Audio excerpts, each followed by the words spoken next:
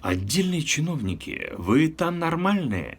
Какой нахер сбор за машины стиральные?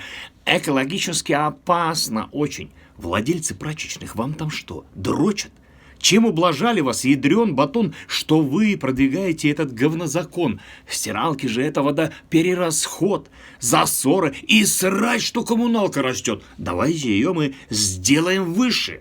Вы что потребляете? Чем там дышите? Теперь получается по ситуации семейный бюджет в канализацию. Мол, на США, на Запад смотрите, прачечных там хоть жопой жрите. У них в каждом доме фэншуй полный, блядь. А мы за что должны будем башлять? За тачки же платим свои вестимо. А стиральная, к слову, тоже машина. Давайте за обувь платить, бабок пресс. Асфальт же стираем ею, подъезд за секс платить. Мы ж ломаем постели. Ребятушки, вы там совсем охуели.